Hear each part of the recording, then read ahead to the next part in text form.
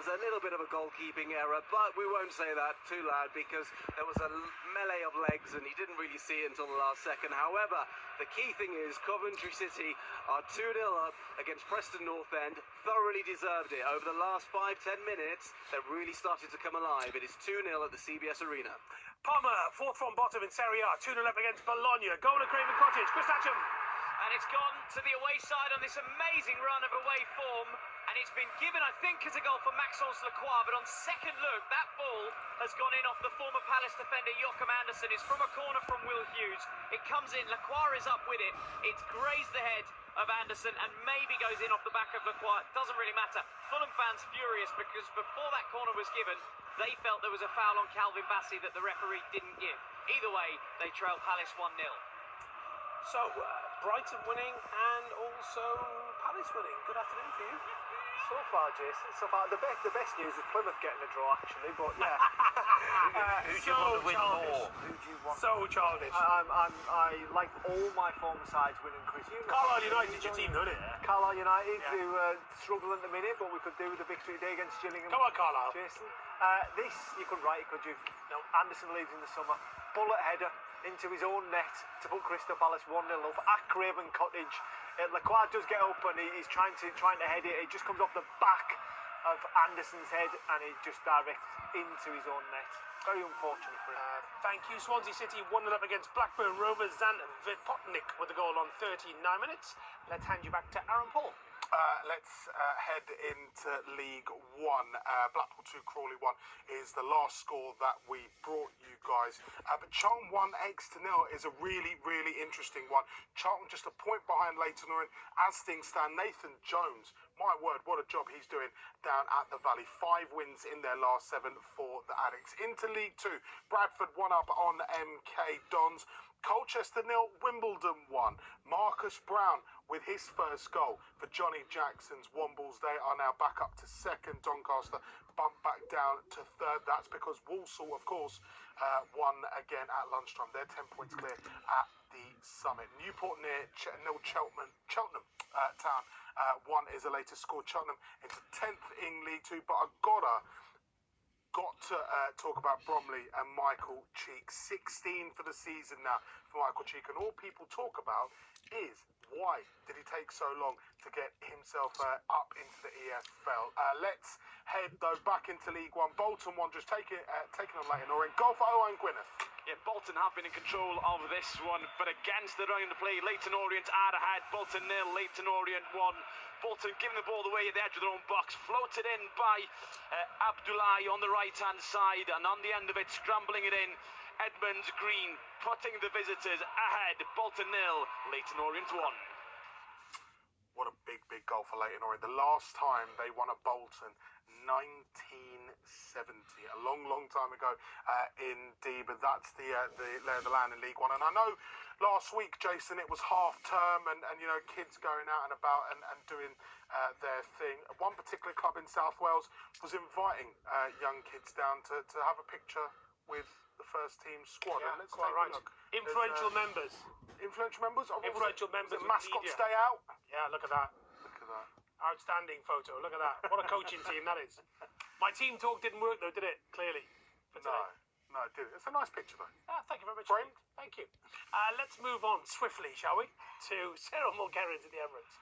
Where it is still Arsenal 0, West Ham 0. Arsenal having more of the opportunities, but just not really clear-cut opportunities in the last few minutes since you were last here. Arsenal had a corner, that probably their best chance. Areola got a good fist to it to clear it initially. The ball was recycled. Rice was able to get a shot away. Bowen blocked that.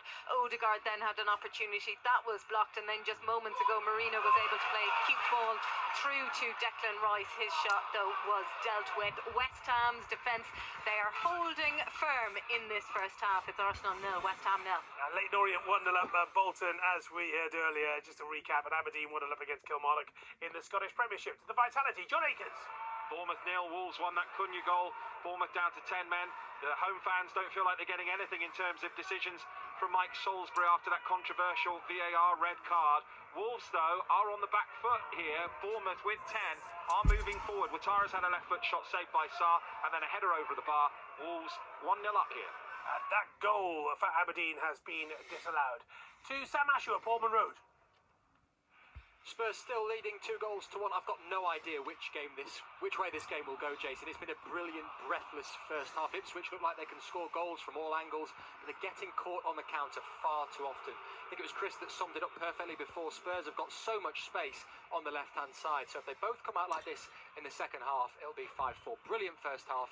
Spurs lead 2-1. And massive goal at the Emirates, Selma Kerins. Huge goal. The Arsenal fans are leaving early for their half-time refreshments because it's Arsenal 0, West Ham 1. West Ham on the break down the right-hand side. They've had some good work there in this first half. Wan-Bissaka again played it into Jared Bowen. He had an opportunity similar to this earlier in the first half. He wasn't able to find the target, but he did it ever so well just there. And it is the visitors who are ahead heading into the break. It's Arsenal 0, West Ham 1. Yeah, he did. He had that chance, didn't he, Chris, earlier on, but makes no mistake this time. Yeah, he actually picks the ball up on the edge of his own box and he just pops the ball out to the right-hand side. Wan-Bissaka drives high up and gets across it. Arsenal, I think it's Calafiori out with it, has to work so much harder to stop the cross. And Jared Bowen just carries on his run, drifts into the centre of the goal and has a free header. A player of his quality isn't going to miss that, but what a turn-up this is. It's massive. It's almost a straight line he's run from his own penalty spot to the Arsenal penalty spot, and he just heads it in. Really too easy from an Arsenal point of view, but a huge goal in the title race, and I think I can hear Liverpool cheering. I was going to say, cheering on Merseyside, aren't they? Right then, Cambridge United 2-0 against Stockport County, and also Port Vale 1-0 against Salford City. Antoine Hackford with the goal 2 minutes before the break. Back we go to Craven Cottage. Chris Latcham. It is still Crystal Palace 1-0, and they've had a couple of chances since it's a huge challenge just gone in from Munoz on Bassi, and the Fulham fans have gone up around me because finally they feel they have got a decision go their way. Munoz has got a yellow card since the goal, given as an own goal for Joachim Andersen against his old club, put Palace in front. Palace have had a couple of other chances. Eze shooting wide from the edge, and Andersen himself having to hook away a clever free kick. Hughes to Munoz, the centre, and Andersen had to get it clear. It's 1-0 Palace as we head towards half-time. Romney now 2-0 against Harrogate Town. Jude Arthurs with the goal on the stroke of half-time to Niall McCorn. Brighton still leading here at St Mary's by 1-0, Jason. Southampton have had a little spell of around 10 minutes or so, but Brighton have just held them at arm's length. This has felt like a training game at times for Fabian Hürzeler's side. They are in complete control. Southampton are spiralling towards a season in the Championship once again. Not much to report in the last 10 minutes. It has died down a little bit, but it still remains. Brighton 1, Southampton 0. Red card at Rangers, Ailey Barber. This one is being checked, Jason, but as things stand at the moment, Hamza Igaman, the Rangers forward, has been sent off. It actually happened right in front of me, and I think it might be overturned. It was certainly robust, but I do feel like he did get the ball and definitely took the player as well, but I'm not sure it was high enough or reckless enough to warrant the red card. It is still being checked at the moment, and it was a tackle of Mark O'Hara. The referee has been called over to the monitor to have a look, but I'll let him decide just now. But as things stand, Rangers down to 10 and still goalless. Norwich City were 1-0 up at Carrow Road. Mark Webber. They don't know because it's Norwich 1, Stoke City 1, and I warned that Stoke might be lethal on the counter-attack, and they were pushing forward. They wrestle the ball in their own area, and it's Lewis Baker who's managed to walk his way into the area, not really being watched, and knocks it home to make it Norwich 1, Stoke 1. Swansea City now 2-0 up against Blackburn Rovers. Miles Perd-Harris on the stroke of half-time. Back to Fratton Park, Joshua Redonga. Portsmouth 0, QPR 0. We're playing 5 minutes added on the back end of this first half. A real scrappy game. So many moves breaking down in the final third, Jason. Centre-back Rob Atkinson for Portsmouth has gone down for injury, and he's now been replaced by Regan Portas, another player out for Pompey. They're without Cameron Lang, who is out for the rest of the season due to a torn hamstring, and they're missing him today. QPR anonymous in attack. Portsmouth 0, QPR 0.